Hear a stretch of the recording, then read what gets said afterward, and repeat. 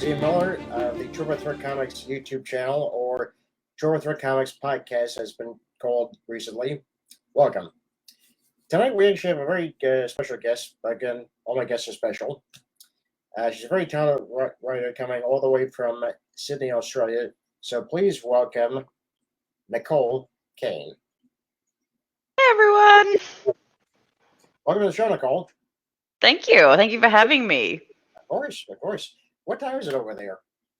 It is 9 o'clock in the morning, so it's not that early, but it's early enough that I still need coffee. Hey, it's always a good day to start your day off with a cup of coffee. Yep. That's exactly how I start every day. Otherwise I don't function. Okay, we're here to talk about your project, Fox and Hound. Mhm. So, why don't you tell us very briefly what the comic is all about? Okay, so Fox and Hound I've been working on for the last 5 years, I would say. The girls are two mercenaries who try and get as much cash as they can on their jobs, and it just goes wrong every single time they do it. It's a 6-issue first arc at the moment, and then we're planning to push the girls further into more arcs and more stories. So each sort of arc will be contained in its own little bubble, and then they'll go on to another adventure.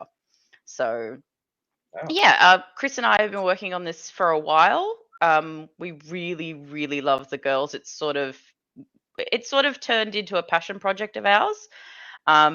Originally, they weren't supposed to go as far as they did, but I don't know. We just really clicked doing the work, and we really love them, and they're really sassy and funny, and we're sort of always bouncing ideas off of each other, and we're like, oh, that's such a good quote, that's such a good line. We need to use that somewhere. So yeah, it's been really wonderful to see them grow as characters as well. And I love them. I love them. This like it's like having Bayonetta and Lara Croft rolled into one for me. Oh, I totally understand that. And from what I'm seeing of the artwork, it's fantastic. And the story itself sounds, epic. Yeah, yeah. Chris has really put so much effort into the art. Like it's grown. Like even if you look back at the other issues, like I put up a post the other day of some older art, and he was just like, "Oh my god, that was mine," and I'm like, "Yeah, yeah, yeah." So you know, it, it's almost like they're evolving on their own, which is so amazing when you get a character that sort of develops over time, and it's not just this one-dimensional character anymore. They've got so many layers to them now, and especially in this issue, issue 5, you're starting to see way more of the story come to fruition now, especially if you've been reading from issues 1 to 4. It Yeah. was kind of funny and campy, but now you're starting to see, oh, this is where everything's leading up to. This is the point. This is what's happening. So yeah, it's getting to the crux of the story, really, which is awesome. Like I didn't even think I'd get to issue 5 with the girls. Well, that's the thing, because as creators, we kind of, think, maybe I'll just last a couple of issues, but there's always that one character that just gets away from us. Say, no, no, no, you must do more. Mhm. Yeah, yeah, the whole concept is fantastic, and I'm very pleased, with what I'm seeing, and hopefully what the audience is seeing. Yeah, look, we're we've got a pretty good base for it now. I do have people who come to me at conventions and stuff like that, and they're like, "Oh, do you have any more of it? Do you have any more of it?" So I'm like, please wait." But yeah, it's been really nice. We're hoping to get issue 6 done by the end of this year, and then finish the first arc off, and then move into the second one. So, but Chris, he's super popular. He's got projects left, right, and center, and I'm always keeping him busy. So I'm like, trying to fit everything in. But yeah, he's working on this currently, finishing off the colors, finishing off the lettering, and we'll probably get this out October. Okay, well, that sounds great. Yeah, yeah. I'm like as you can see with the pages here, they're really action packed. They're detailed, um, bright colors. You know, Right. I always like that, especially with the darkness of the background. You still had these some of these very vivid color. That really just leaps off the page and really helps with the storytelling. Yeah, exactly, exactly. And every time I do a script, I've got all these things in the back of my head that I don't think are possible. And then Chris puts them on the page, and I'm like, oh, okay, we did that. Everyone is a process, and that's perfectly good. I'm glad he was able to look at your scripts and say, "Okay, I know exactly how to do that." Yeah, well, we've been working together for a while now. So we did the Hell Courtesan, which is just back in the background there, and it's really like a symbiotic relationship when you work with these artists. It's not just a we'll put this on paper and I'll just copy exactly every single panel that you've written. It is, their artistic license on it as well. Yeah, So as a writer, I try and give as much information or as little information as needed. Like if there's a panel that has a specific environment or something like that that I really want to capture, I'll put all these details in and I'll put screenshots and whatnot. But if it's something like, say for instance, that bottom panel with the king's, mask being yeah, smashed, it's pretty simple for me to write, face shot, mask smash after, and he's looking up at her angrily. It's very short, sweet, but he captures that emotion, which is great, and I think that's why, artists and writers have to work in that relationship. They have to be almost the same person when they're thinking about things. it's true. It really is true because they had to make sure they're speaking the same language and there's no miscommunication, That's and it. that's always the most important thing about these type of relationships because you have to make sure that what you're writing for the artist translates well that anybody can do understand it. Yeah, absolutely. And I think that's something that I really enjoy is when you're talking with other people who you're working with on this project and they're giving you ideas and you're giving them ideas, and it's just that little community that you're building when you're working on these books. Yeah, absolutely. Okay, so let me just show them your website because there's a ton of fun stuff there as well. Yeah, I actually literally just redid it the other day, so it's much cleaner and nicer than it was a few weeks ago, which is great. Yeah, But I have been writing for a while now, about 7 years, and it's taken a long time to get to this process. Like this is something that didn't happen overnight. yeah, it's a lot of trial and error if I'm being honest. Yeah, yeah, absolutely. And to get so many books out and to keep getting books out and things like that, you really have to make sure that you can keep that flame alive. Yeah, I always say this to new writers. Oh, it should be Fox and Hound 4. I see a mistake. Um, I'm critiquing my own problems here.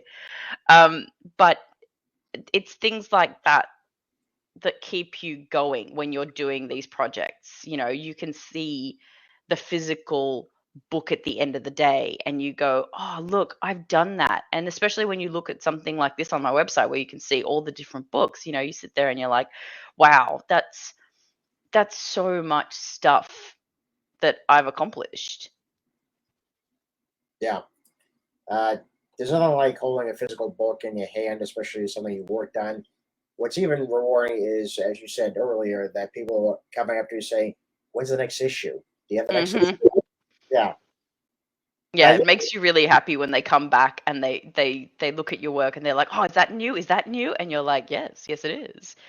So, yeah, it's nice to have that little fan base, especially here in Australia where our conventions are quite small yeah, compared to the American ones. We get like 30 to 40,000 people at one convention, and that's like a baby convention for you guys. So for us, it's more of a tight knit community here.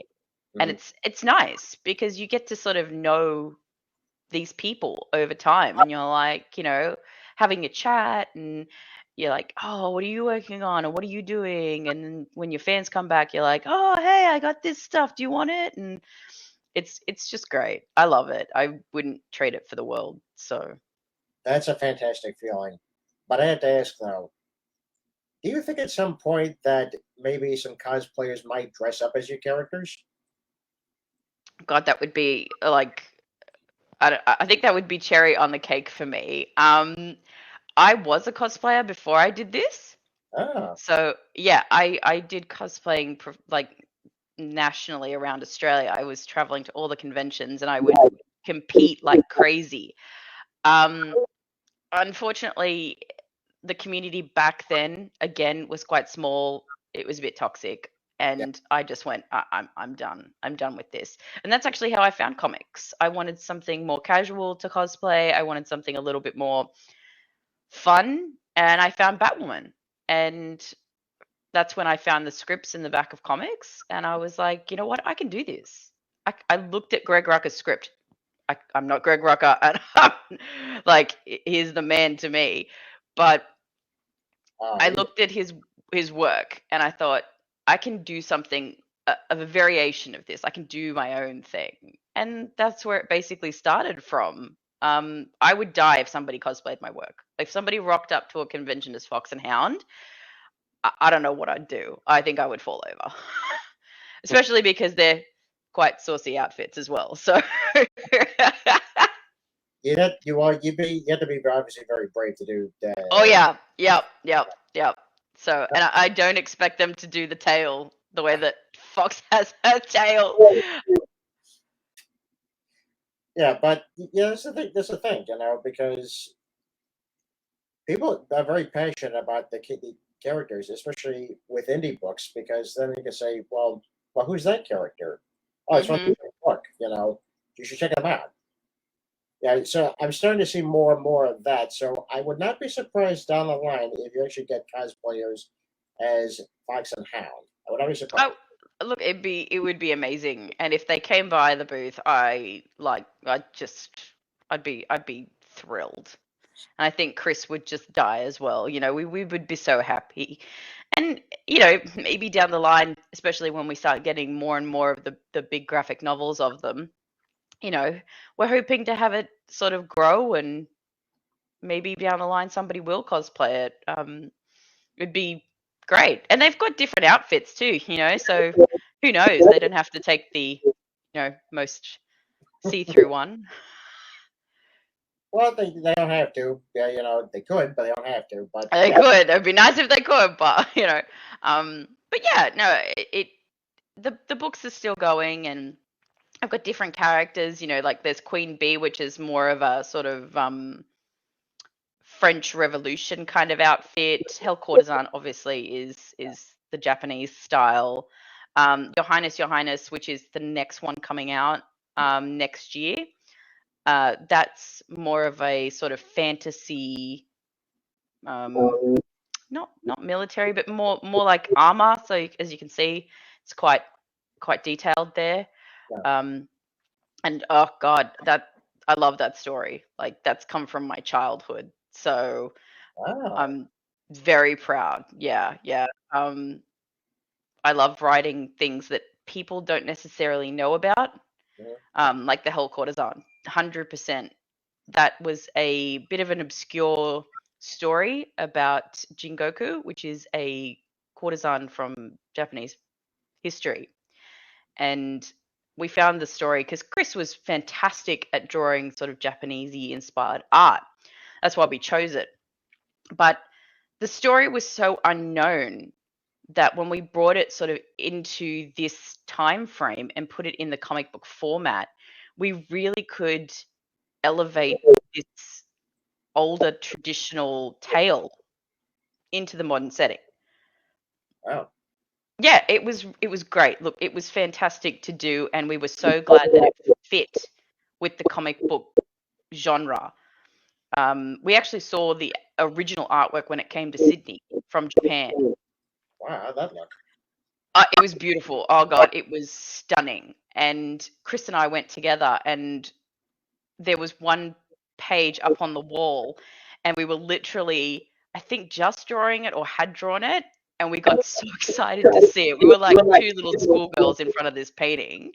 Like, we were just so proud to go, oh, that's what we're doing. That's where it came from. And yeah, it was absolutely stunning to see it in real life, and it gives you more of an appreciation too Yeah, for where the actual story came from.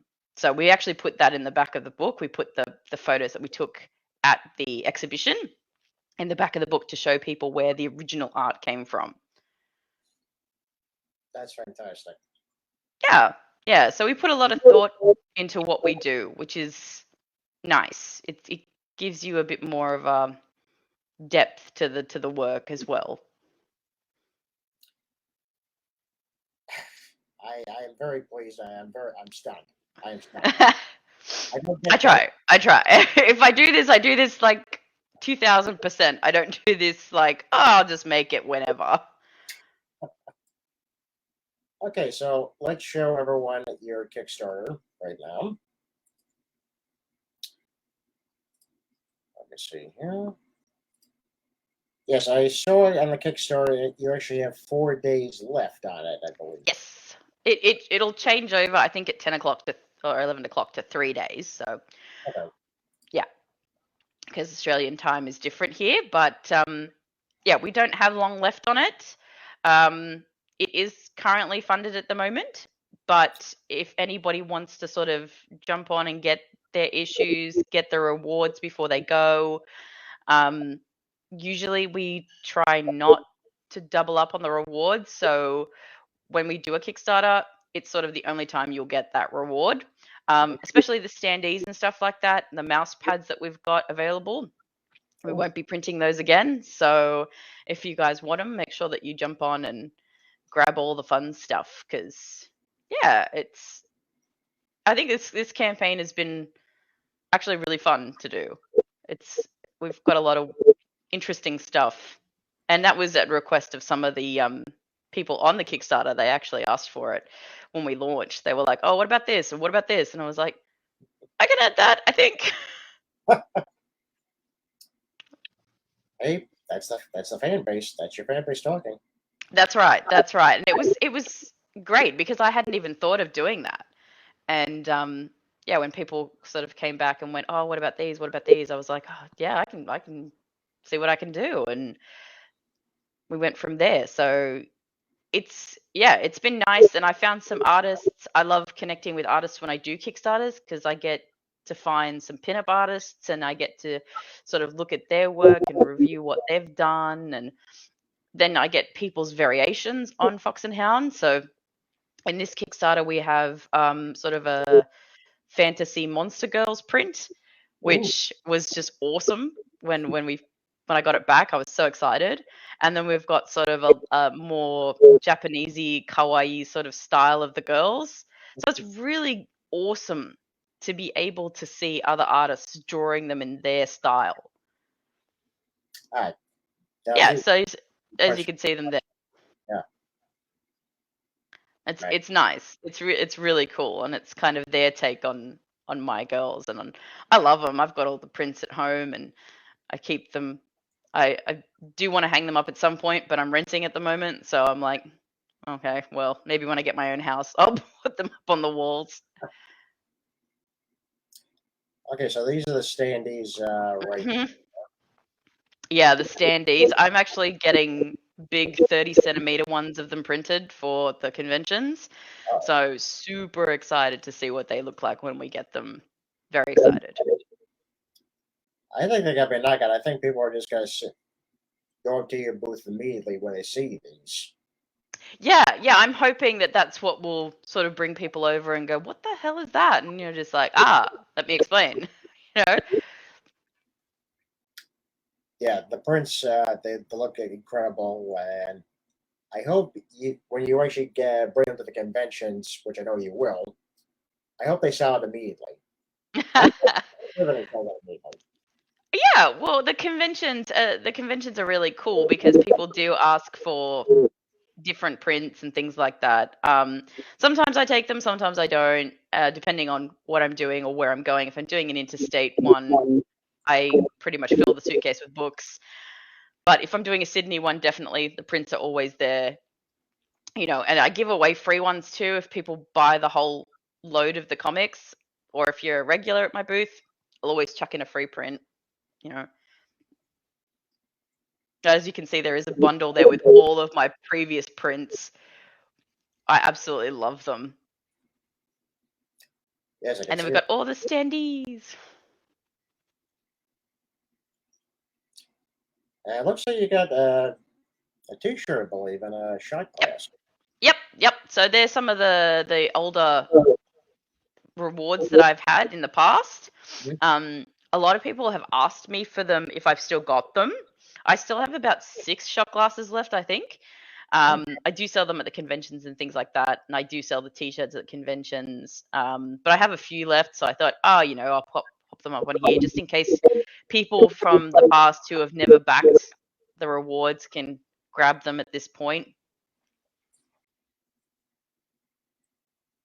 But yeah, so there's heaps of stuff on there. There's something for everybody. I tried to sort of think about what people would like and what they would like getting, especially when they back a comic book. yeah, And it's hard too because some people don't want the reward, some people do, and then I think at the end of the day, if you grab the book, that's where you're going to be the most happiest with the book. yeah, absolutely. So, but as you can see, I've still got all the older issues. If you don't know anything about Fox and Hound, you can grab all the past issues. You can grab them in digital. You can grab them in the hard copy. You can grab the not safe for work covers. Yes, we did a whole line of those. They're really fun to take to conventions. I get a lot of looks when I get those to conventions because I have them in these like brown bags with like a screen print of the girls on the front of the bag. So people are like, "What's that?" And I'm like, that's if you're feeling risky." But people like it. They think it's a bit of a gag, and they're like, "That's hilarious that you even thought of that idea." Because when people do comic book covers and stuff like that, they'll do like a glitter variant or a foil variant or a blank cover. And I thought, oh well, doesn't really suit my girls. I think the naughty covers suits them better. So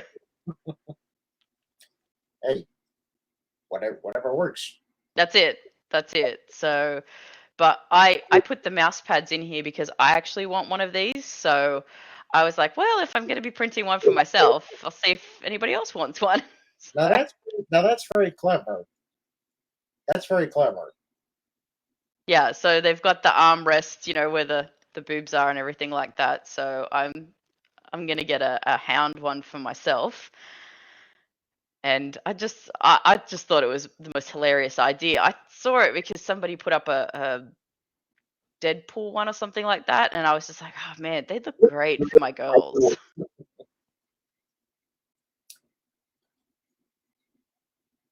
This Yeah, fantastic stuff. yeah. So There's heaps on there, but we've had a lot of fun doing this. We've had a lot of fun doing the Kickstarter. We've had a lot of fun doing the alternate art, and we just want the girls to shine. So I am sure they have no problem shining. Believe me. What I'm seeing also from how much you guys have raised so far, and let's take a look at the tally here for a second.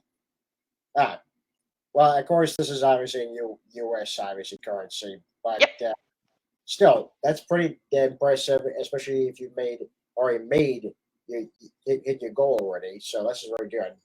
And you have 124 backers, and you've got 4 days to go. So, folks, if you haven't checked out this awesome Kickstarter yet, I would suggest you do so because otherwise you'd be missing out on not only buying this issue, you could also be buying the previous issues and this um, incredible bunch of merchandise and pinups.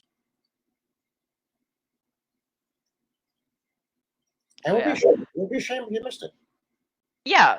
Like if people do miss it, they can contact us. They can contact me either through Kickstarter or via my website or via Facebook, and we'll happily ship you out anything that you need. Again, if you're in Sydney, drop by at the conventions. I'll probably be doing some interstate ones.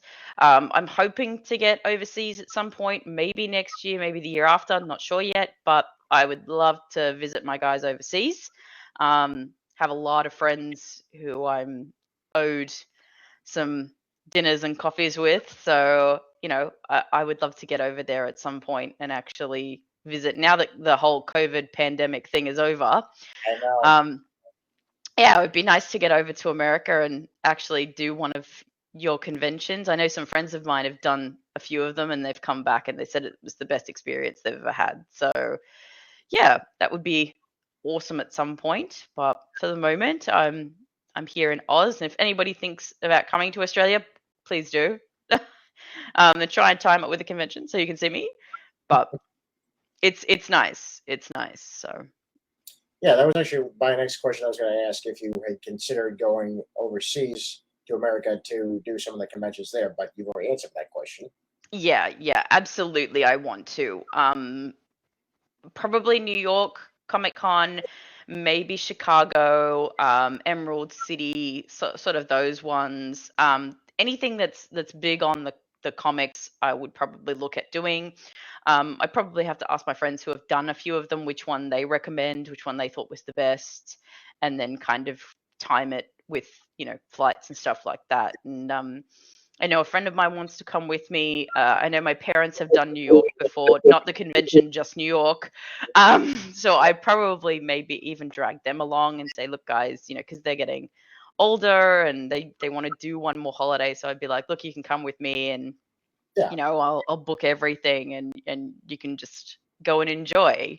So, it would be really nice at some point to go over to America. It would be amazing. I would love to do Europe hmm at some point as well.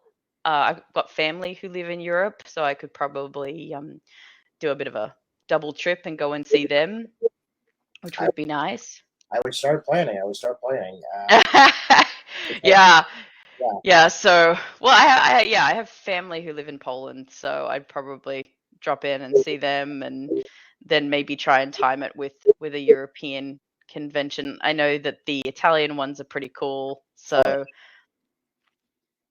yeah, things are on the cards, but right now we're trying to focus on getting as much work as we can done. I know I've got a few artists on board in the next few months, trying to look at getting work done, trying to look at getting books started, books in progress.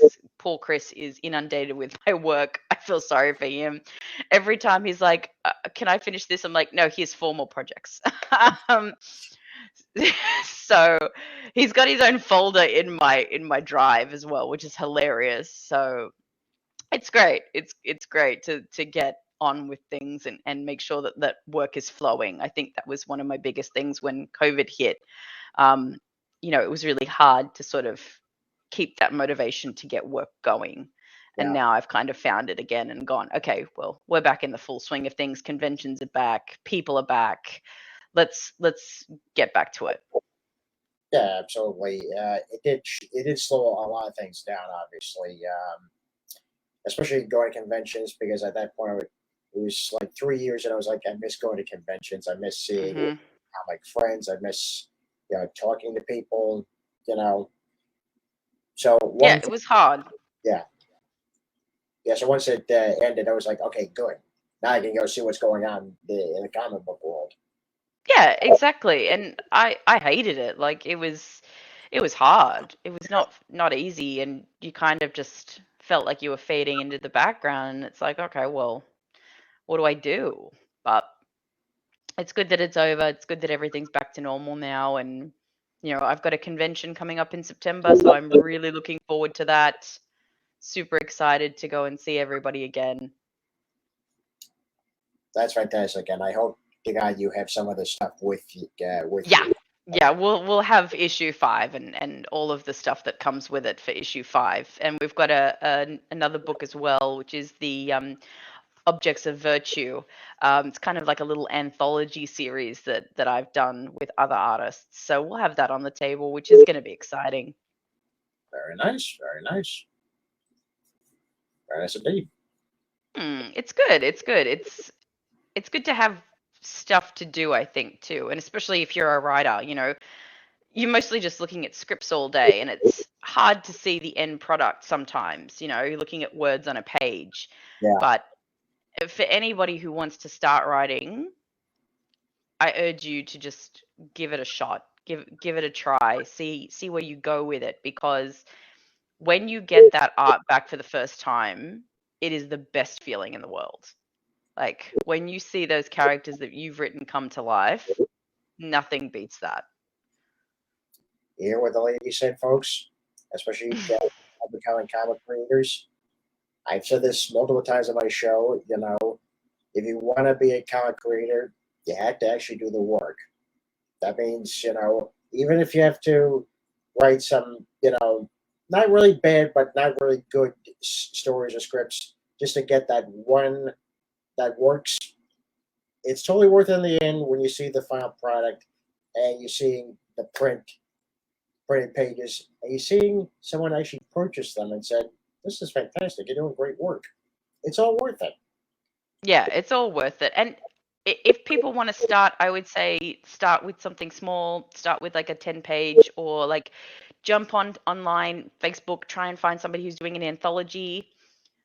Try and find an artist who will happily do you 10 pages with you, and just start.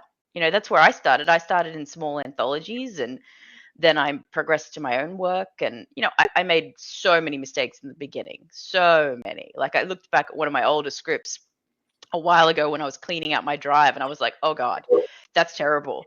The formatting was terrible, the story was terrible. I was like, that needs to go in the bin.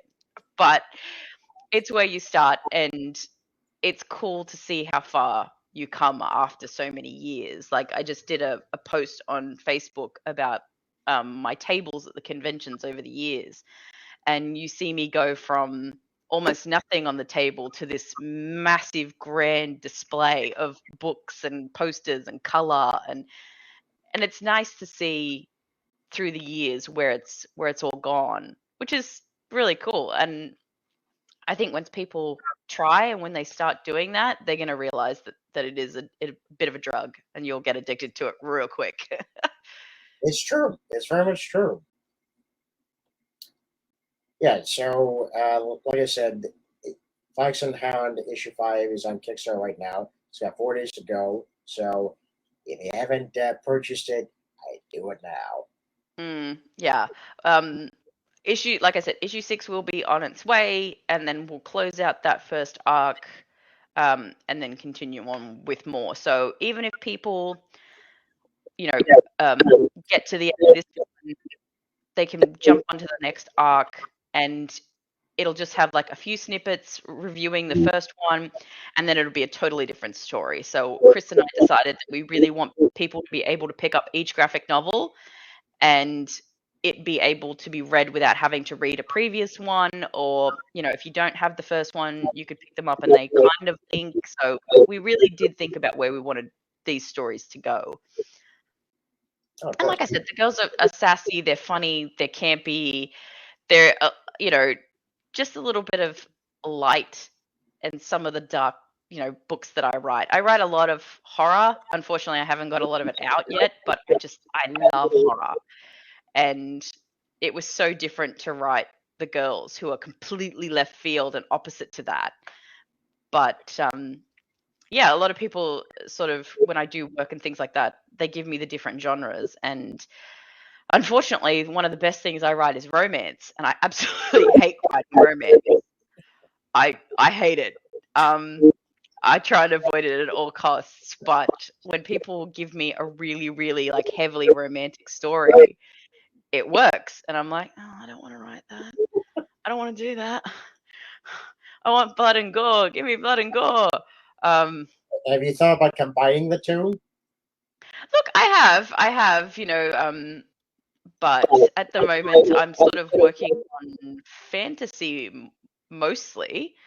Um, I think my next few projects are all fantasy based, which is awesome because I just love writing fantasy. So, I'm super happy about that. And with fantasy, you get that depth of pretty much anything and everything. You can create creatures, you can create costumes. I think that's one of my favorite things to do is when I start working on outfits and what the character's going to look like. It's just so cool. And I go on a bit of a dive too. I find myself missing days of my life because I've been looking up, chest pieces or arm gauntlets and patterns and jewelry, and I'm like, oh, I have a whole folder for this now. So yeah, it's really fun, and I like I said, I love writing horror. I haven't had a chance to really do a good horror book yet. Hell Courtesan has a little bit of horror in it, but I've got some in the wings that I want to get done that are like, you know, terrifying horror. And I think that that's a hard genre to do in comics. Um, I think with horror, you need that sound from movies and TV that you get, that jump scare sort of build up. Yeah. And it's hard to do that in a comic book because you don't have sound. But I did want to challenge myself and, you know, hopefully be able to push more into that genre. I know that there are a couple of good books. I've got them sitting on my shelf that are good horrors, and I take them as my example. I've got my Bibles sitting on my shelf, the ones I look back to constantly. Yeah. And I'm like, this is the artist I want to be looking at, this is the writer I want to be aspiring to work towards, and things like that. So I'm always using people's work as a go point. And even if you're feeling like you're having a really shit day when you're writing, I'll pick up my favorite comic book and I'll reread it for the 50th time. And I'll be just like, there's that spark back. I want to do this. I want to have a story that is as good as this, if not better. So, Yeah, I'm like that myself. Sometimes, I need inspiration. I would read two specific books, no matter how many times I've read them. One was Frank Miller's Dark Knight Returns, mm-hmm. Stevens' The Rocketeer. I know there's very odd choices, I know that, but it was pretty much the story that really gets you hooked into the character development and the characters and the world. It was really the story and the writing that did it for me. I was like, you know what? I have a voice here. I could do something. Maybe Yeah. not in these particular genres, but I could do something along these lines. Yeah, The Dark Knight Returns is a classic. Like you just can't put that one down. I think Yeah. it's on my shelf somewhere here, but I have a lot of indie stuff. So I think my favorite, and this is one of my Bibles. This is why I call it the Bible, because it is this thick. It's Hexed. Oh, This yeah. comic is one of my favorites, and I think I've read this book. I can't even count how many times. Um, it is just one of my most treasured books that I love, and I always use it as a pep point when I feel like shit. I'm like, I need to read that again because this is where I want to be, and I'm hoping that soon I will get there. Uh, Yeah, they look but good. I know. even if I don't get to a big standpoint or anything like that, I love making comics. I never thought that this would be my path. I never thought this would be my genre. I didn't know anything about comics growing up as a kid. I was more of a gamer kid, but I think that comics and games have now fused. I think comics has moved into pop culture, it's moved into TV. People make comics of TV shows like Rick and Morty, like Avatar. They get their own comic books, and it's great to see that crossover. Absolutely. Because it also opens the door for so many comic book fans to actually look at these worlds and say, let me just see the stories behind them. Let me go look at the television series or the movies or what have you. But or they just collect the comic books because they just love reading them. Yeah, well, like The Legend of Korra. Yeah, I loved that TV show. I've watched that countless times. And then when I heard that they were doing a comic book, I was like, oh, fantastic. Dark Horse has it. This is great. Um, but the best part was it was a continuation. So everything they wanted to put in the TV show, they couldn't fit or couldn't put in there. They started putting in the book, and I was like, oh, this is more story. It's not just a breeze over what we've already seen, or a retelling of the TV show. It was more story, which was great. And I think having that crossover, like you said, brings people from TV or animation into the comic book world, and they read one and they're like, oh, I like that. What else can I grab? Exactly. And having said that, maybe a Fox and Hound video game? Maybe? Oh my god. I again would die if they made a video. Oh god, a video game would be hilarious. And I could see it in that sort of comic booky style, like almost like Borderlands, Yeah. like that style of art when they do the game. But oh god, you would be. I think the thing would be unlocking all of the costumes. Like that would be one of the goals of the game, is just unlocking all their costumes. That, oh my god. That would actually be fantastic, especially with each level. Just the idea. Just the idea. I Yep. plant the idea in your head now. So Yep. Yep. I Absolutely. Absolutely. It would be great. It would be great. I know I've got a little animation of them coming, so that could be the start, Sky's the limit with my girls. So hopefully, yep, that's it. Hopefully soon. well, Nicole, thank you very much for coming on our show. Thank you very much for being who you are. Thank you for introducing, hopefully, new fans to Fox and Hound. Thank you very much for having me, and I really hope that people like it, and I'm really grateful to be on the show. So thank you very much. Yes, you can come on my the show. I will be back. I will be back with more stuff. Good. Before we go, I just wanted to show you guys something. Codename Hunter issue 3 will be on IndiePlanet.com and SeerNovaComics.com very soon. So if you want to purchase issues 1 and 2, you can either go to IndiePlanet, which I will show you the link right now.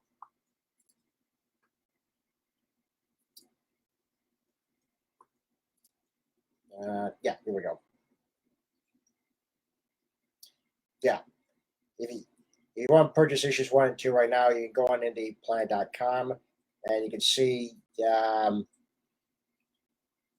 just you see the previews at the bottom here of the issue, and issue 3 is going to come on very soon. I have the physical copy, so if you guys want the physical copy, just email me in private. Anyway.